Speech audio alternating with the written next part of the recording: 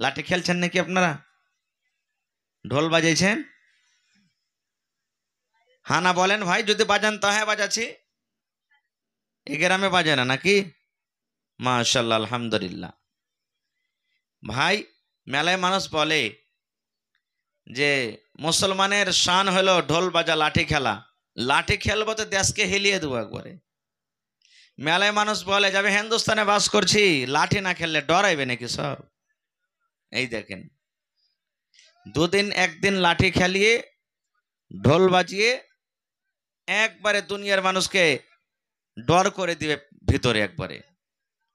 এগুলা ভুল কথা, এগুলা ভুল। শরীয়তে লাঠি খেলা নেই, লাঠি খেলেন মানা নাই। এখন লাঠি খেলেন, লাঠি খেলা শিখেন। শরীয়তে কোনোদিনই খেল তামাশা যেগুলা জায়েজ আছে নিষেধ করেননি। আপনি লাঠি খেলা শিখেন, এখন শিখেন, মানা নেই। কিন্তু ওই দুদিন তিন দিন খেলবেন আর শুধু মুহররমের সময়তে নেকি মনে করে খেলবেন, এটা হলো গুনার কাজ, এটা হলো পাপের কাজ। লাঠি খেলা ঢোল বাজা শরীয়তে নাই। কেন? আল্লাহ রাসূল বলেছেন, রে আমার উম্মতের দল, তোমরা কান করে শুনে নাও, ইন্নাল্লাহা হাররামা আলাইকুমুল খামরা। আল্লাহ নবী বলেছেন, ইন্নাল্লাহা হাররামা আলাইকুমুল খামরা। হে দুনিয়ার মানুষ, তোমরা শুনে নাও, আল্লাহ রাব্বুল আলামিন তোমাদের প্রতি মদ পান করা আল্লাহ হারাম করে দিয়েছেন। মদ পান করা হারাম।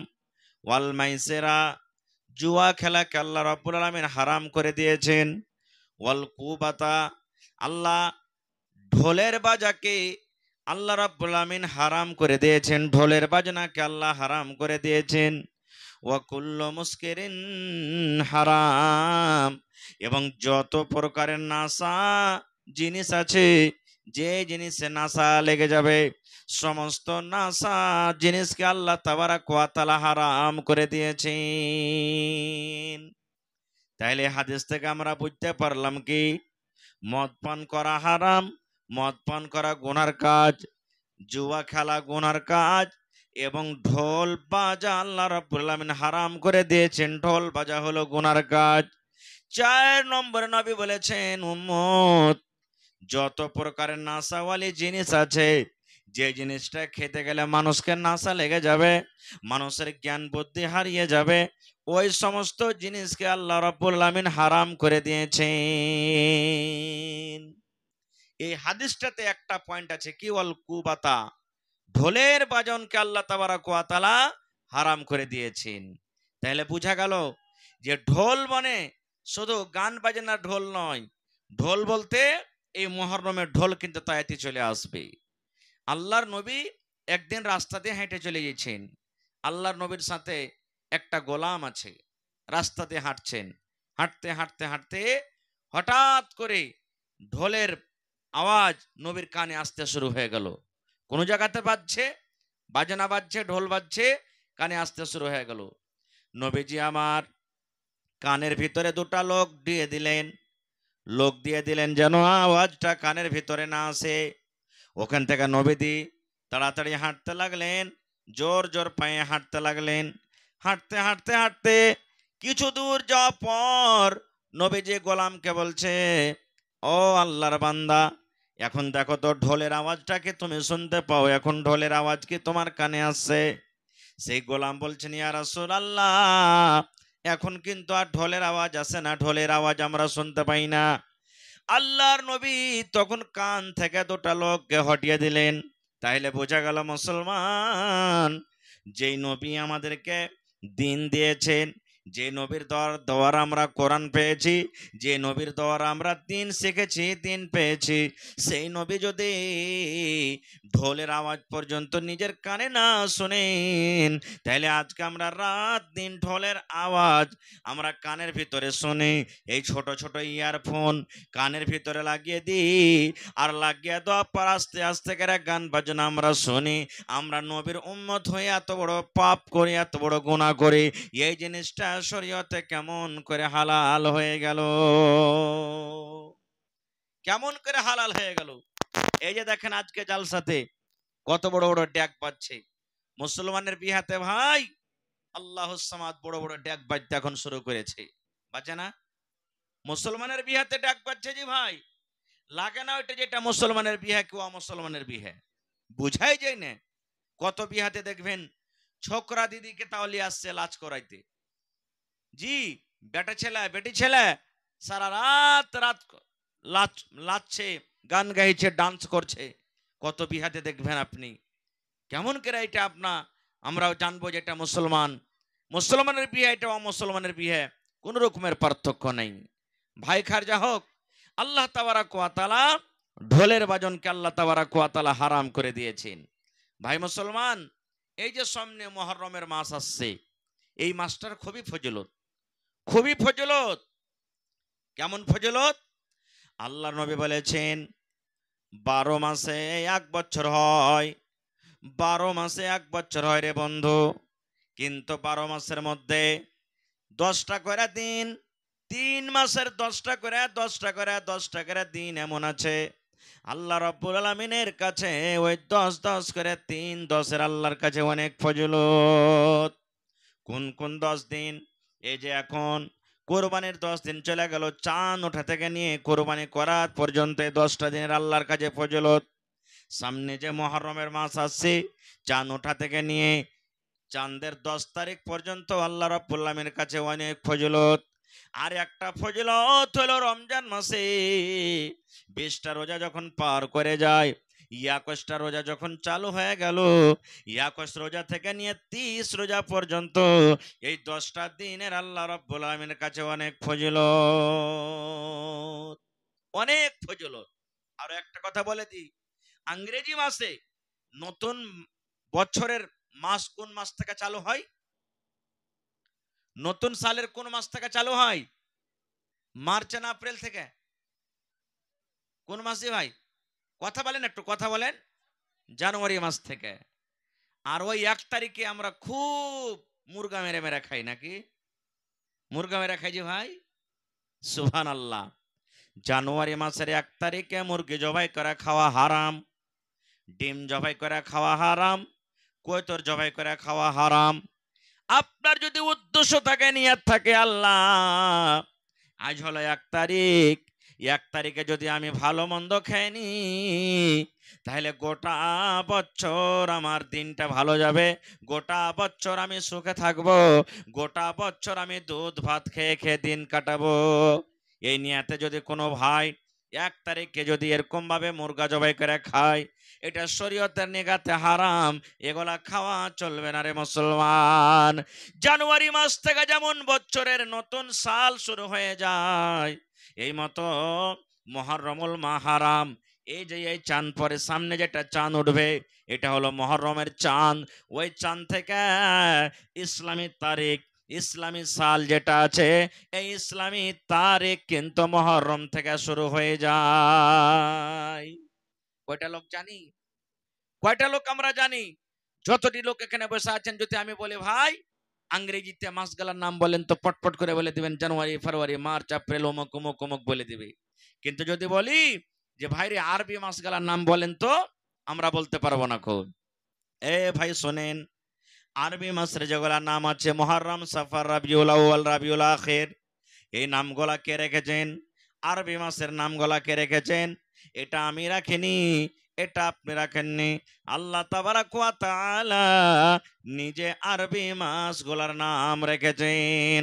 কখন থেকে মাস রেখেছেন, কখন থেকে আল্লাহ তাবারাক ওয়া তাআলা নাম দিয়েছেন? আল্লাহ তাবারাক ওয়া তাআলা কোরআনে বলেন, ও দুনিয়ার মানুষ তোমরা শুনে নাও, যখন তে আল্লাহ রাব্বুল আমিন আসমান পয়দা করেছেন, জমিনকে আল্লাহ পয়দা করেছেন, সূর্য চাঁদকে আল্লাহ তাবারাক ওয়া তাআলা পয়দা করেছেন, তখন থেকে আল্লাহ তাবারাক ওয়া তাআলা, এ ভাই মুসলমান, এই আরবি মাসের আল্লাহ তাবারাক ওয়া তাআলা নাম দিয়ে দিয়েছেন। যখন থেকে আসমান জমিন সূর্যকে আল্লাহ সৃষ্টি করেছেন, তখন থেকে আল্লাহ তাবারাক ওয়া তাআলা এই আরবি মাসের নিজে নাম রেখে দিয়েছেন। হায়রে আফসোস, হতভাগা মুসলমান, দুনিয়ার যেটা নাম দেওয়া সেটা আমরা জানি, সেটা মুখস্থ আছে, কিন্তু আজকে আরবির যেটা নাম আল্লাহ তাবারাক ওয়া তাআলা দিয়েছেন, সে নাম আমরা জানি না।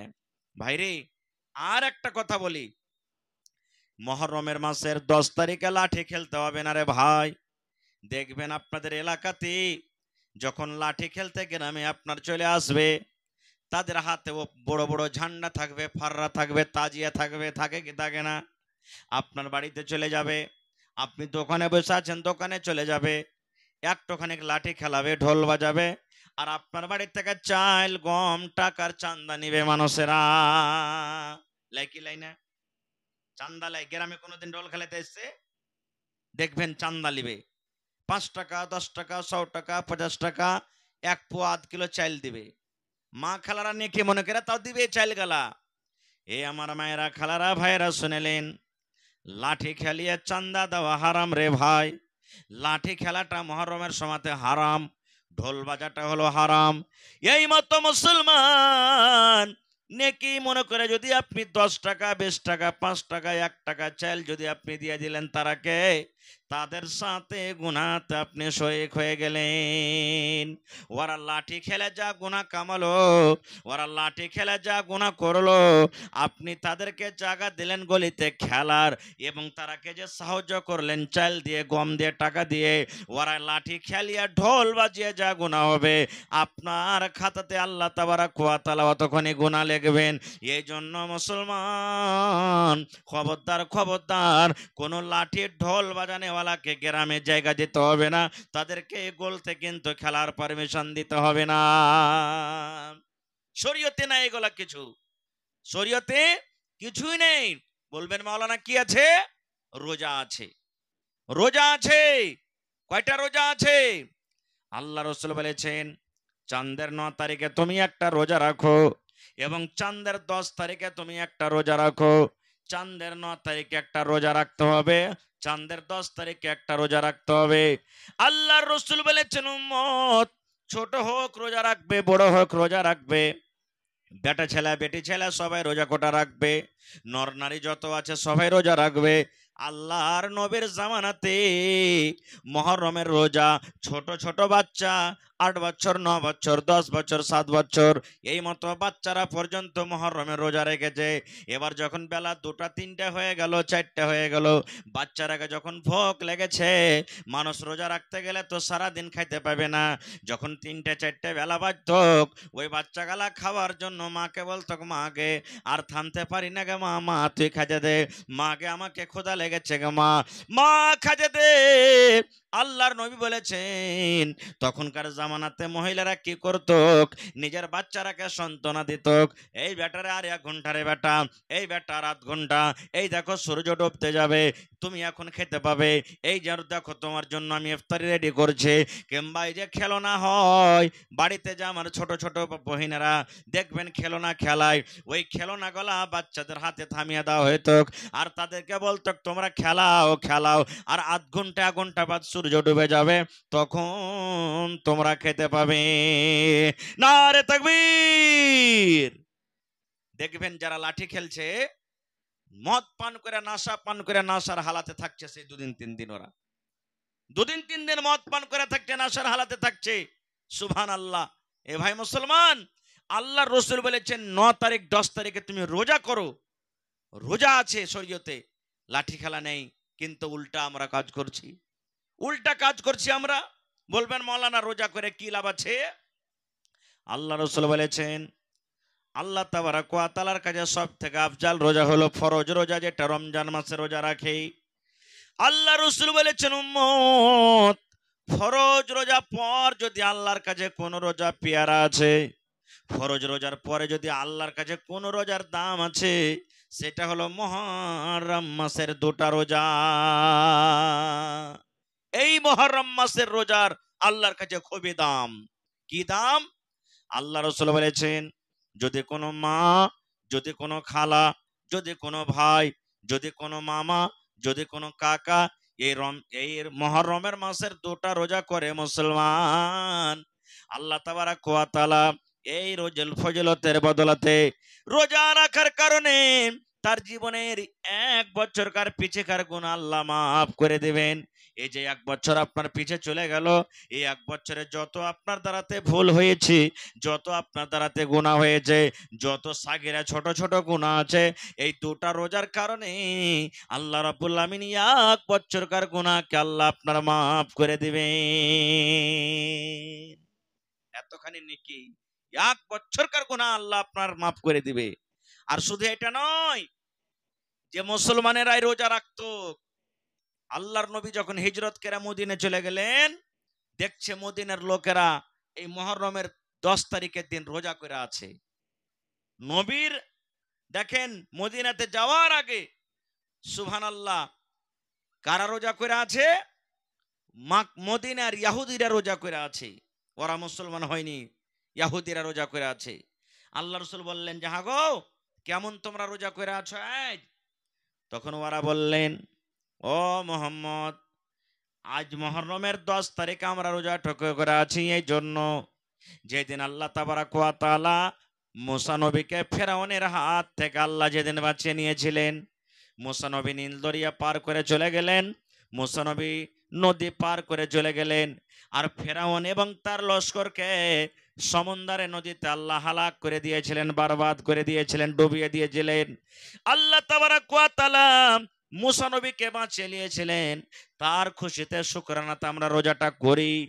এই জন্য আমরা খুশি হয়ে শুকরানাতে আজকে রোজাটা রেখেছি।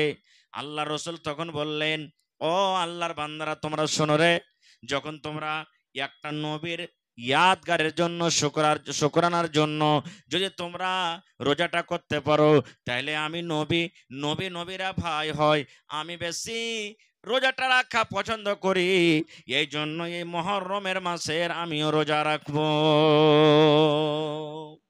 মুহররমের মাসের আমিও রোজা রাখবো। ইহুদিরা 10 তারিখে একটা রোজা করেছে, আল্লাহ রসুলও 10 তারিখে রোজা করলেন।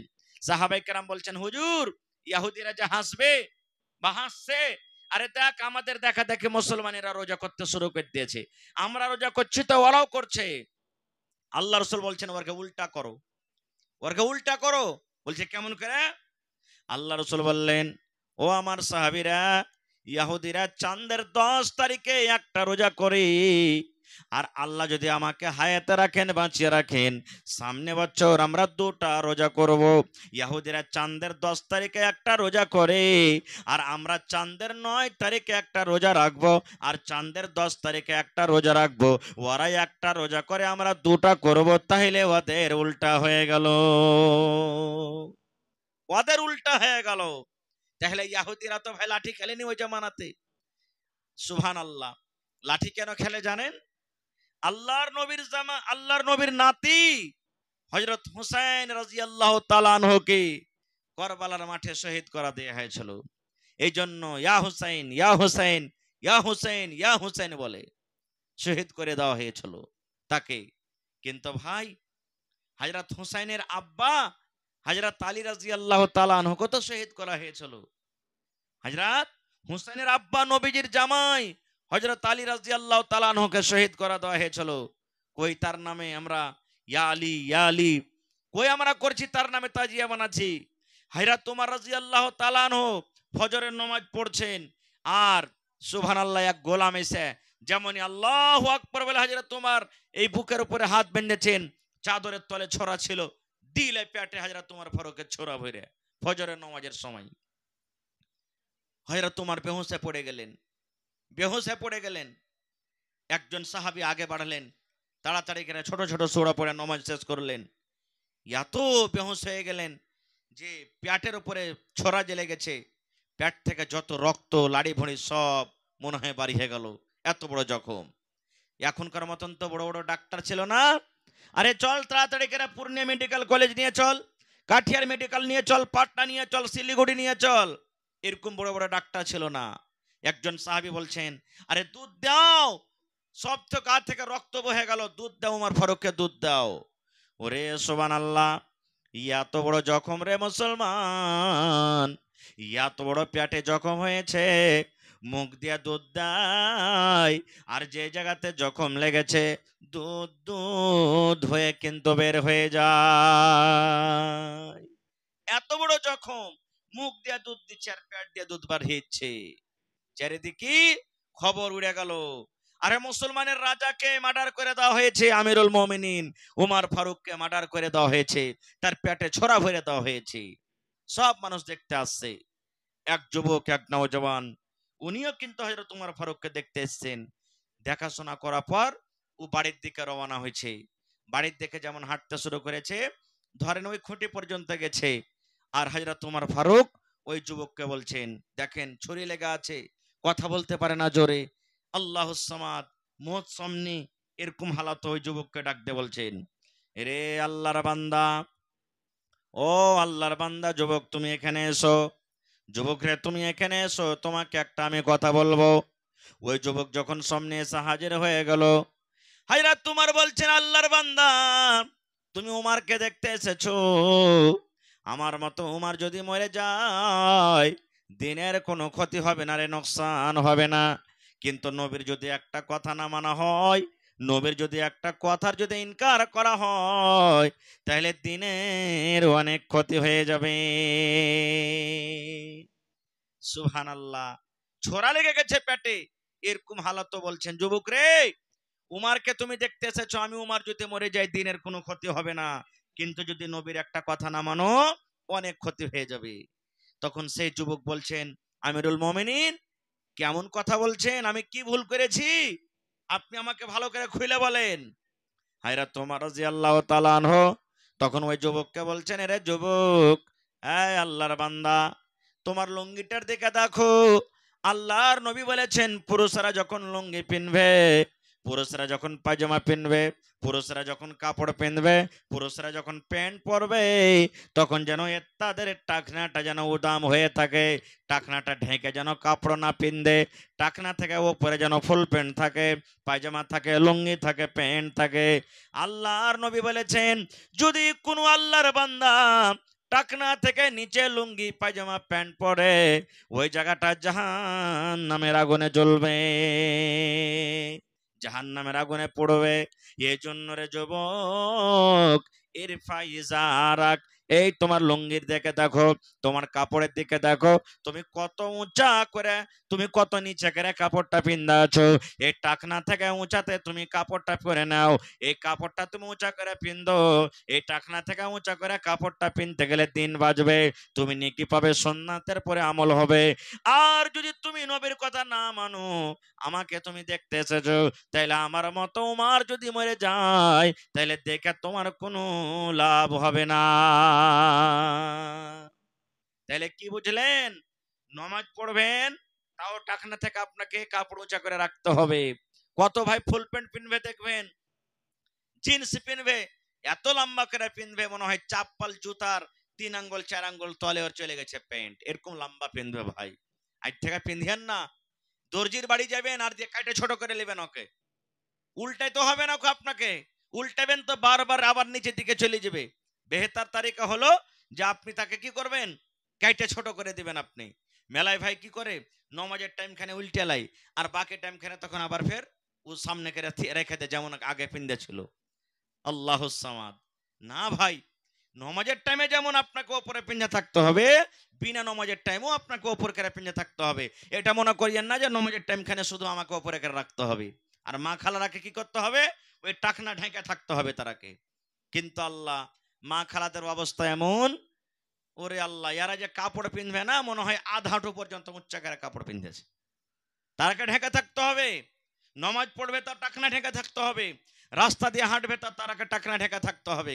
আল্লাহ রসুল বলেছেন, আল্লাহ তাবারাক ওয়া তাআলা বলেন, একটা মহিলার মাথার চানি থেকে নিয়ে পার তেলে পর্যন্ত হলো পর্দা, ঢেকে থাকার জিনিস, তারাকে ঢেকে থাকতে হবে। শুধু গা ঢেকে থাকলে হবে না, তাদের গলার আওয়াজ যেটা আছে, আওয়াজটা হলো পর্দা।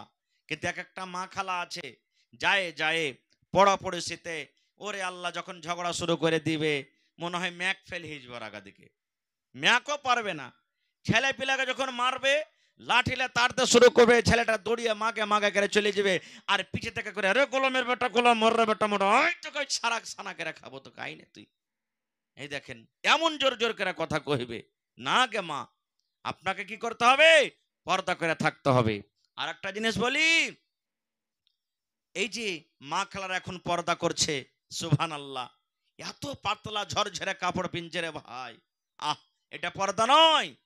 আল্লাহ রসুল বলেছেন এমন একটা টাইম আসবে, এমন একটা জামানা আসবে, এমন একটা সময় আসবে মহিলারা কাপড় পিন্দে থাকবে, কিন্তু এটা নামের কাপড় হবে, পর্দা কিন্তু হবে না, নামের কাপড় হবে। আজ দেখেন বাজারে চলে যান, আপনি রাস্তাঘাটে চলে যান, মেলাই মুসলমানের বাচ্চিরা বেটিরা প্যান্ট শার্ট টি শার্ট পিন্দা ঘুরে বেড়াইবে, একটা ওড়নি গালাও দিবে না বুকের উপরে, আর সব নকশা কিনতে চলে আসবে চোখের সামনে কোন জায়গাতে কি লুকিয়ে আছে, এরকম টাইট টাইট কাপড় পিনবে। শরীয়তে এটা হারাম, হারাম। মা খালারাকে দেখবেন ব্লাউজ যে পিনবে এখান থেকে একবারে, এখান থেকে একটা বেটা ছেলে শার্ট যখন সিলাইছে 1.5-2 মিটার কাপড় লাগছে নাকি, শার্টে কত কাপড় লাগছে, 2 মিটার কাপড় লাগছে, আর ওয়ার্কে 80 সেন্টিমিটারই হিচ্ছে ভাই, ভাবলেন ওয়ার্কে 80 সেন্টিমিটারই হিচ্ছে। ওরে সুবহানাল্লাহ। এ আমার মায়েরা খালারা, ফুল ব্লাউজ সেলাইতে হবে আপনাকে, ফুল ব্লাউজ সিলান, আপনাকে 1.5 মিটার 2 মিটার কাপড় লেগে যাবে, আপনাকে কাপড় দিতে হবে আর সিলাইতে হবে। হ্যাঁ, হাফ ব্লাউজ গায়ে দিবেন আপনি কখন, যদি আপনার বাড়ি আলাদা থাকে। এটাকে আওয়াজ বন হয়ে গেল হে ভাই, যদি আপনার বাড়িতে অন্য কোনো দেওর নেই, ভাসুর নেই, শ্বশুর নেই, আপনার স্বামী একলাই আছে, তখন আপনি পিনদেন। কিংবা আপনার স্বামী যখন রাতের বেলাতে বাড়িতে ঘরে থাকবে, ওর সামনে আপনি পিঞ্জা থাকেন। এবং মা খালারাকে আরো একটা কথা বলি, স্বামী যখন বাড়িতে একলাই থাকবে কিনা, তখন ওর সামনে যত পাতলা কাপড় পিনবেন মানা নাই, একটু একটু করে কাপড় গালা ফেলে থুইবেন আপনি, হয়তো ঘাড়খানটা একটু দম করে থিয়ে দিলেন, হয়তো বুকের কাপড়খানটা একটু হটিয়ে থিয়ে দিলেন, কিংবা হয়তো পেট থেকে একটু কাপড়খানটাকে হটিয়ে থিয়ে দিলেন, যেন আপনাকে দেখে আপনার স্বামীর যেন মনটা আপনার দিকে লুবে থাকে, আপনার দিকে শুধু টানটা থাকে, এরকম ভাবে আপনাকে থাকতে হবে। বাকি স্বামী ছাড়া অন্য এরকম ভাবে লোককে দেখাটা হারাম, শরীয়তে হারাম করেছি। আল্লাহ রসুল কে বলেছেন জানেন? ওরে সুবহানাল্লাহ। আল্লাহ রসুল বলেছেন, ও মহিলার দল তোমরা শোনো, দেওয়ার তোমাদের জন্য মত, দেওয়ার তোমাদের জন্য মত, যেমন মালাকুল মত আজরাইল ফেরেশতা জানি না কোন টাইমে আসবে, মানুষের জান কবজ করবে, এই মতো একটা মহিলার জন্য, একটা ভাবের জন্য দেওয়ার হলো মত, দেওয়ার হলো মত। কিন্তু কত মা খালাকে দেখবেন পুরুষের সামনে অতটি পেটের কথা খুইলা কহে না, যতটি দেওয়ার সামনে কহিবে। কত মা খালা এমন আছে দেখবেন যে পুরুষের সাথে ও যাইতে চাইবে না লাহের খেতে বা কোনো জায়গাতে, কইবে যে ওই ভোল্টকে পাঠিয়ে দাও না, যে হ্যাঁ ওকে পাঠিয়ে দাও, অমুককে পাঠিয়ে দাও, ও দেওয়ারের সাথে মানে কি যে যাওয়া আসা করবে না। মত আল্লাহ রসুল বলেছেন দাওয়াত তোমার জন্য মত। কেমন মত? এ আমার মায়েরা খালারা, আপনার বাড়িতে, আপনার বিছানে, আপনার পালঙ্গের তলাতে, আপনার খুঁটির তলাতে গোহামা সাপ লুকিয়ে থাকে, আপনি জানেন না যেখানে সাপ আছে, যেমনই হাত বাড়াবেন পা বাড়াবেন হয়তো আপনাকে কামড় দিয়ে দিবেন, মত হয়ে যাবে। আল্লাহ রসুল বলেছেন এই মতো দেওয়ার তোমার মত, কোন টাইমে কখন তোমার উপরে হামলা করে দিবে, তোমার ইজ্জতের উপর আক্রমণ করে দিবে, তোমাকে শেষ করে দিবে, নষ্ট করে দিবে, বরবাদ করবে, তোমার ইমানটাকে নষ্ট করে দিবে, তুমি জানতে পারবে না। এই জন্য নবী বলেছেন দেওয়ার হলো তোমার জন্য মত, দেওয়ার হলো তোমার জন্য মত। কিন্তু ওরে আল্লাহ, এখন যখন বিয়া হইবে আর থুবড়া হইবে, হলদি গালা মা খাইবে কে? দেওয়ারের বিয়া লেগেছে, কত হাসবে, ঢেকাঢেকি করবে, আর দেওয়ারটাকে কইবে রে গাঁঠা লিচ্ছি লাগা, আর পাবি রে গাঁঠা 3 দিন কেটে তুই বাদশাহিতে বসছিস, ভালো করে নিংটি টেংটি মার, এমন করে লগড়ে লগড়ে হেল তোকে হলদি মাখিয়ে দিব না যে যত জায়গার আইল টিয়ার আছে সব চরুস হয়ে যাবে, একবারে তোকে লেবেলিং চালাইতে হবে না খোয়ার। এই তো মা খালাদের অবস্থা। এ আমার মায়েরা খালারা এবং ভাইয়েরাকে বলবো, যারকে এখনো বিয়া সাথী হয়নি, খবরদার ভানির গে হাতের হলদি মাখছেন না, চাস্তো বহিনের হাতের হলদি মাখছেন না, চাস্তো খালেতো বহিনের হাতের হলদি মাখছেন না। এক তো পুরুষের জন্য হলদি নেই, শরীয়তে পুরুষের জন্য হলদি নেই, কিন্তু যদি বলেন যে না মৌলানা আমি মাখবো ছাড়বো না, কত লালিয়ে পেয়েছে বিয়ে করতে বসেছি, না মাখলে কি হয়? যদিও মাখেন, আপনি না মানেন, তাহলে মাখবেন কার কাছে? মার কাছে মাখেন। মাখবেন কার কাছে? দাদির কাছে মাখেন, নানির কাছে মাখেন, খালাকে ডাকেন, চাচিকে ডাকেন, নিজের বহিনকে ডাকেন। এরকম ভাবে যার সাথে বিয়ে করা হারাম তাদেরকে ডাকেন, আর ডেকে বলেন এগে মা কিংবা দাদি নানি আমাকে একটু হলদি গালা মাখিয়ে দিত। কিন্তু কত মা খালারা এমন আছে যে যদি ওর বহু গালা যদি দেওয়ারকে হলদি মাখাতে না যায়, বেটাকে হলদি মাখাতে না যায়, তাহলে কত গার্জান কইবে, মুখ ফুলাইবে, মুখ ভারী করবে, আর বলবে হ্যাঁ আমি লালিয়া বহু পেয়েছি বাড়িখানে। গায়ের কি আর কাহরি বহু নাই? কত লালিয়া বেটার বিয়ে জুড়েছি, তো এই মাগের বেটে মাগের কে লাগছে কি যে কি যে হয়েছে তা আল্লাহ জানছে। হ্যাঁ, একটু হলদি খেন্টার যা মাখাতে পারে না, কত অর্ঘে মন ভারী, এরকম ভাবে বলে। মানে গুনহার দিকে আরো আগে দিচ্ছি আমরা, এরকম কোনোদিন করতে হবে না। হে আমার মায়েরা খালারা, এরকম ভাবে শরীয়তে নাওহা, শরীয়তে হারাম বলা হয়েছে, এরকম ভাবে ওয়াপার পর পুরুষের গায়ে আপনাকে হাত লাগাইতে হবে না। ভাইরা আমার, বলার মেলায় কথা আছে, আমি বলছিলাম কি আর চলে গেল কথাটা অন্যদিকে। তো এই মুহররমুল হারাম মাসে দুটা রোজা আছে, চাঁদের 9 তারিখে একটা, চাঁদের 10 তারিখে একটা। এই দুটা রোজা করবেন, পরে ইনশাআল্লাহ আল্লাহ রাসূল বলেছেন যদি কোনো মানুষ এই মুহররমের দুটা রোজা করে, তার 1 বছরকার জীবনের ছোট ছোট গুনাহকে আল্লাহ মাফ করে দিবেন। 1 বছরকার আল্লাহ তাবারাক ওয়া তাআলা গুনাহকে মাফ করবেন। খবরদার লাঠি খেলতে হবে না, ঢোল বাজাতে হবে না, তাজিয়া তুলতে হবে না, এরকম শরীয়ত বিরোধী কাজ থেকে আমাদেরকে বাঁচতে হবে ভাই মুসলমান। ভাইরে, আর একটা হাদিসের কথা বলে দিই, আল্লাহর নবীর নাতি হাসান হুসাইনের সাথে আমাদেরকে মহব্বত করতে হবে, ভালোবাসা বুঝতে হবে। কেমন করে ভালোবাসা, কেমন মহব্বত করতে হবে? সুবহানাল্লাহ। আল্লাহ রাসূল একদিন সাহাবীদেরকে বলছেন, ও আমার সাহাবীর দলেরা তোমরা শোনো, আমার নাতি হাসান হুসাইনকে যা ভালোবাসে আমি নবী আমাকে ভালোবাসলো, আর আমার নাতি হাসান হোসেনকে যে ভালোবাসলো না, আমার নাতির সাথে যে মহব্বত করলো না, আমি নবী সে আমার সাথে মহব্বত করলো না। নাতিকে যে ভালোবাসলো আমাকে ভালোবাসলো, নাতিকে যে ভালোবাসলো না আমাকে ভালোবাসলো না। একটা ফেরেশতা জীবনে কোনোদিন জমিনে আসেনি, একদিন আল্লাহ তাআলাকে বলছেন আল্লাহ আমি জমিনে যাব, আর আল্লাহ জি তোমার নবী একটা দুনিয়াতে এসেছে, আখেরি নবী মুহাম্মদ সাল্লাল্লাহু আলাইহি সাল্লাম তার নাম, আমি একটু তার সাথে মোলাকাত করে আসবো, তাকে দেখা করে আসবো। আমি নবীকে জীবনে দেখিনি, আর দুনিয়া তো আমি কোনোদিন যাইনি, আল্লাহ তুমি আমাকে পারমিশন দাও। আল্লাহর কাছে ইজাজত চাইছেন। আল্লাহ রাব্বুল আলামিন ওই ফেরেশতাকে ডাক দিয়ে বললেন, ফেরেশতা রে, যখন তুমি জমিনে যাইবা, যাও যাও যাও, তোমাকে মানা করবো না, তুমি জমিনে যাও, ঘুরে এসো, আমার নবীর সাথে দেখা করো। কিন্তু ফেরেশতা শোনো, আমার নবীকে তুমি একটা খুশখবরি দিয়ে দিও, আমার নবীকে তুমি একটা পেগাম দিয়ে দিও, যত মহিলারা জান্নাতের ভিতরে যাবে, যত নারীরা জান্নাতের ভিতরে যাবে, সমস্ত নারীদের সরদারনি হবেন আমার নবীর বেটি ফাতেমা রাদিয়াল্লাহু তাআলা আনহা। যত মহিলারা জান্নাতে যাবে সমস্ত জান্নাতের সরদারনি হবে কে? নবীর বেটি ফাতেমা। আর একটা ফেরেশতা, আমার ফেরেশতা শোনো, নবী কার একটা খুশখবরি দিয়ে দিও, যত যুবকেরা জান্নাতের ভেতরে যাবে, যত নওজওয়ান জান্নাতের ভেতরে যাবে, সমস্ত নওজওয়ানদের সরদার নেতা হবেন আল্লাহর নবীর জামাই হযরত হাসান এবং হুসাইন।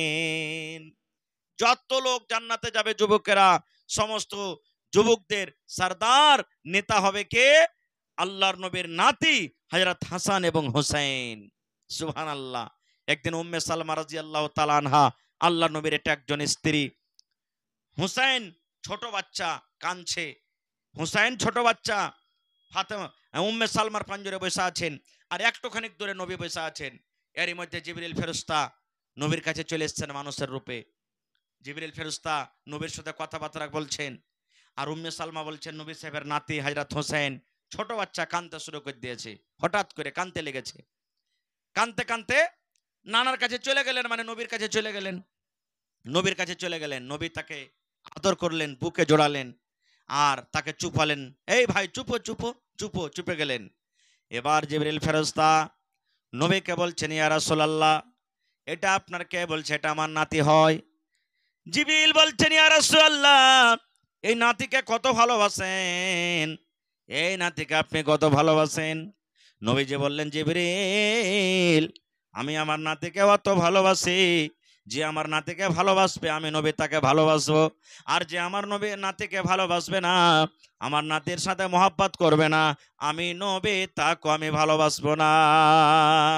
ভাইরে শুনেন, এবার জিবরিল ফেরেশতা তখন কে বলছেন, ইয়া রাসূলুল্লাহ, আল্লাহর নবী গো, যে নাতিকে আপনি এত আদর করছেন, যে নাতিকে আপনি এত মহব্বত করছেন, যে নাতির চোখের পানি আপনি দেখতে পারেন না, আপনার মরার পর, আপনার মৃত্যুর পর একটা জামানা, একটা টাইম এমন আসবে, আপনার এই নাতিকে আপনার উম্মতের মধ্যে কিছু লোক তাকে বেড়িয়ে বেড়িয়ে বেড়িয়ে তাকে মার্ডার করে দিবে, মেরে দিবেন, শহীদ করে দিবেন। আয় আল্লাহর নবী, আপনার নাতিকে শহীদ করা হবে, আপনার নাতিকে দুনিয়াতে রাখা হবে না, আপনার উম্মতের মধ্যে কিছু লোক আপনার নাতিকে শহীদ করে দেওয়া হবে, আর আপনার নাতি খুনে লতপাত হয়ে, রক্তে রক্তিত হয়ে কত ধড়ফড় করবে। যখন কথাটা বলা, নবীজি জিবরিল ফেরেশতাকে বলছেন, জিবরিল রে, আমি যখন মরে যাব, আমার নাতিকে কিভাবে মারবে আমি তো দেখতে পাবো না, কোন জায়গাতে মারবে আমি দেখতে পাবো না। এই জিবরিল, আমি নবী বলি, দয়া করে তুমি ওই জায়গাখানা আমাকে দেখিয়ে দাও, যে জায়গাতে আমার নাতিকে মারা হবে, যে জায়গাতে আমার নাতি ধড়ফড় করবে, যে জায়গাতে আমার নাতিকে শহীদ করা হবে, দয়া করে ওই জায়গাটা তুমি আমাকে দেখিয়ে দাও। আল্লাহ রাব্বুল আলামিনের আদেশে হযরত জিবরাইল আলাইহিস সালাম যে জায়গাতে হুসাইন রাদিয়াল্লাহু তাআলা আনহুকে শহীদ করে দেওয়া হয়েছে, ওই জায়গাটা নবীকে দেখিয়ে দিলেন, আর ওই জায়গাটার নাম যাকে আজকে আমরা বলছি কারবালার ময়দান। নারে তাকবীর। ভাই, বলার মেলায় কথা আছে, তবে এটা হলো আল্লাহর ঘর, মসজিদের জালসা, মসজিদের জালসা এটা। গত বছর আলহামদুলিল্লাহ খুব মন দিয়ে আপনারা দান করেছেন আর ওয়াজও শুনেছেন। আমি যদি আরো 2 ঘন্টা বলি তা আপনারা আশা করছি সবাই শুনবেন। তবে ভাই, আমার পিছনে আরো একজন মাওলানা আছেন, আমার নানাজান, তাকেও আপনাকে শুনতে হবে। ভাইরে, এটা হলো আল্লাহর ঘরের জন্য জালসা। গত রাত্রে একটা জালসা করেছে, সুবহানাল্লাহ, আপনারা চিনবেন, এই ফারিয়ানি পশ্চিম টোলাতে 15টা মাত্র ঘর। ওরে আল্লাহ, ভাবতে পারিনি আমি যে এত করে চান্দা দিবে জি। মোটামুটি 4 থেকে 5 লাখ টাকা কালেকশন 15 ঘন্টা ঘরে ভাই, সব গরিব তাবকার মানুষ। আল্লাহুস সামাদ, এত তারা দান করেছেন। ভাইরে, এই মসজিদের জন্য জালসা। এই কয়েকদিন, বকরা-ঈদের কয়েকদিন আগে একটা মহিলা 1 লক্ষ টাকা নগদ দান করে দিয়েছেন, সুবহানাল্লাহ। তো দেখি আজকে দ্বিতীয় মঞ্জিলার আপনাদের ছাদ হবে মসজিদের, নাকি দ্বিতীয় তলার ছাদ হবে। দেখে কোন আল্লাহর বান্দা এমন আছেন, মাওলানা ছাতে যতটি গিট্টি লাগবে আমি একাই দিয়ে দিব। কোন আল্লাহর বান্দা এমন আছেন, মাওলানা যতটি ছাতে বালু লাগবে আমি একাই দিয়ে দিব। কোন মা ভাই, কোন মা খালা দাদি নানি এমন আছে দেখি, মাওলানা যতটি রড লাগবে আমি একাই দিয়ে দিব। কেউ সেটরিং খরচ লিয়ে এলেন, মাওলানা সেটরিং খরচাতে যা টাকা লাগবে আমি একাই দিয়ে দিব। কেউ সিমেন্ট গেছিলেন, মাওলানা সিমেন্ট যা লাগবে আমি একাই দিয়ে দেব। তা আসেন তো দেখি 10 জন আল্লাহওয়ালা, আল্লাহর পীর মুজাহিদ, মা খালা দাদি নানি ভাই বেরাদার কে এমন আছেন 1 কুইন্টাল রডের দাম দিতে পারবেন? কেউ 100 সেফটি বালুর দাম দিতে পারবেন, কেউ 100 সেফটি গিট্টির দাম দিতে পারবেন, কেউ 10 বস্তা 20 বস্তা 50 বস্তা করে সিমেন্ট গালা দিতে পারবেন। দেখি কোন আল্লাহর বান্দা, আল্লাহর বান্দি আছেন, আসেন তো দেখি আল্লাহর হস্তে। মাওলানা আমি 100 সেফটি গিট্টির দাম কিংবা বালুর দাম দিয়ে দিলাম, কিংবা 1 কুইন্টাল রডের দাম দিয়ে দিলাম। মা খালারাকে বলবো আপনারা 500, 1000, 2000 নাকের কানের বালি পায়াল এই সমস্ত জিনিসগুলো আপনারা খুলে খুলে দান করেন। গত রাত্রে একটা ছাগলের আবদার করেছিলাম, আল্লাহুস সামাদ, একজন মহিলা একটা ছাগল দান করেছিল আল্লাহর ঘর মসজিদের জন্য। আজকে দেখি এই ফারকিয়া গ্রামে কোনো মা খালা দাদি নানি এমন আছেন, একটা ছাগল গালা দান করতে পারবেন, একটা ছাগল দিতে পারবেন আল্লাহর ঘরের জন্য। মেলায় মা খালা ছাগল বাড়িতে রাখে, ছাগল পুষে আজকে দেখি আল্লাহ তাবারাক ওয়া তাআলার রাহে যদি আপনি দেন, আল্লাহ আপনার মালে দৌলতে বরকত দিবে, ইনশাআল্লাহ আল্লাহ বরকত দিবে। তো যুবকেরাকে বলবো, ভাইয়েরাকে বলবো, আপনারা লেট না করে একবারে 10 মিনিটের মধ্যে চট চট চট চট চট করে আসেন আর নিজের নিজের দানটাকে ভাই দিয়ে দেন। সময় খুব কম, আসেন তাড়াতাড়ি করে। একটা লোক দেখি কোন আল্লাহর বান্দা এমন আছেন 1 কুইন্টাল রড, 100 সেফটি বালু, 100 সেফটি গিট্টি কিংবা 10 পরা 15 বার সিমেন্ট দান করবেন। দেখি একটু আসেন তো দেখি কোন আল্লাহর বান্দা আছেন।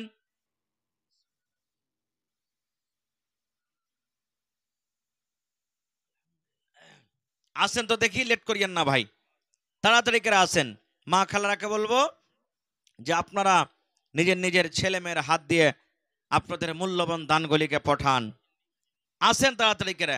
আল্লাহ রসুল বলেছেন, মাম্বানা লিল্লাহি মসজিদান বানাল্লাহু লাহু বাইতান ফিল জান্নাহ।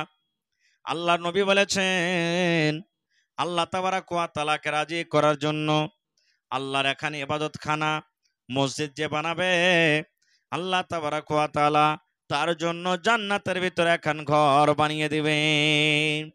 আহারে, আজকে 2 তলা মসজিদ হবে, মনে করিয়েন না মসজিদ আজকে আমি বানাচ্ছি ভাই। মসজিদ বনতে গেলে আল্লাহ রাব্বুল আলামিন আপনার খুশি হয়ে আপনার জন্য জান্নাতে এখন ঘর বানিয়ে দিবেন। দুনিয়াতে আপনি মসজিদ বানাবেন বালু দিয়ে, সিমেন্ট দিয়ে, গিট্টি দিয়ে, ছড় দিয়ে। আল্লাহ রসুল বলেছেন, মানুষের জন্য আল্লাহ রাব্বুল আলামিন জান্নাতের ভিতরে যে ঘর বানাবেন, ওই ঘরটা হবে 1 ইট সোনা এবং 1 ইট চাঁদি। 1 ইট সোনা এবং 1 ইট চাঁদির ঘর হবে ভাই জান্নাতের ভেতরে। ভাইরে, সেই জান্নাতের ঘর আজকে আমাদেরকে নিতে হবে।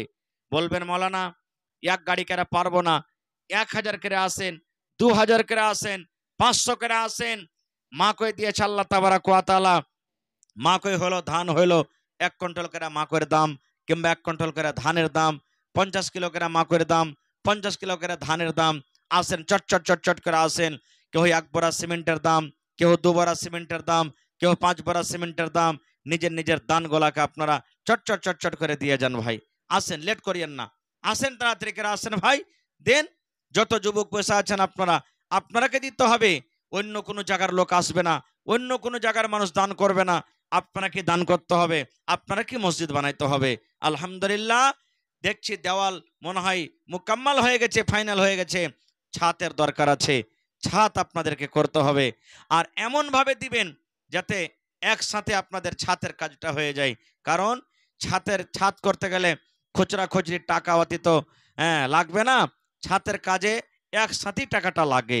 এই জন্য আপনারা চটচট চটচট করে আসেন। যতটি বাড়ি আছেন, কোনো বাড়ি থেকে এমন লোক না থাকে যে ওই বাড়ি থেকে দান আসেনি কিংবা টাকা দেয়নি। যুবকেরাকে বলবো 1000, 2000, 3000, 5000 এই করে করে নিজের নিজের মূল্যবান দান খেলা ভাই দিয়ে যান। গরিব মানুষ খাচ্ছেন খাচ্ছেন, নিয়াত করেন যে কম করে 2 দিনকার 1 দিনকার মজুরিও আমি আল্লাহর ঘরের জন্য দিব, আল্লাহকে দিব। কারণ আল্লাহকে যদি না দিই তাহলে আল্লাহ তাবারাক ওয়া তাআলা দিবে না। আল্লাহ কোরআনে বলছেন, লাইন শাকারতুম লাযিদান্নাকুম, হে আমার বান্দা, আমার রাহে তোমরা খরচ করো, আমার রাহে তোমরা দান করো। যদি আমার রাহে তোমরা খরচ করো, আমার শুকরিয়া আদায় করো, আমি আল্লাহ তাবারাক ওয়া তাআলা লাযিদান্নাকুম, আরো তোমাদেরকে বেশি বেশি করে দান করব। ভাই মুসলমান, আসেন একটু তাড়াতাড়ি করে, লেট করিয়েন না। দেখি গতবার আল্লাহus সামাদ সিমেন্ট, গিট্টি, বালু, ইট বিভিন্ন রকমের আপনারা দান দিয়েছিলেন। আজকে দেখি কোন আল্লাহর বান্দা এমন নেই 1 কুইন্টাল রড দান করতে পারবেন, 100 সেফটি গিট্টি দিতে পারবেন, 100 সেফটি বালু দিতে পারবেন। ঠিকাদার, মাস্টার, ডাক্তার, বিজনেসম্যান যারা আছেন চটচট চটচট করে আসেন। এবং যে ভাইরা গরিব মজদুর, আপনারা 1000 করে কমসে কম দেন, 1000 1000 1000 করে দেন। আল্লাহ তাবারাক ওয়া তাআলা অনেক খাইতে পিনতে দিয়েছে আমাদেরকে। আল্লাহ রাহে দিতে গেলে ঘটবে না, আল্লাহ বাড়িয়ে দেবেন। মাশাআল্লাহ। জি জি, আসসালামু আলাইকুম। জি ভাই বলেন, কি আপনার নাম? আহমদ।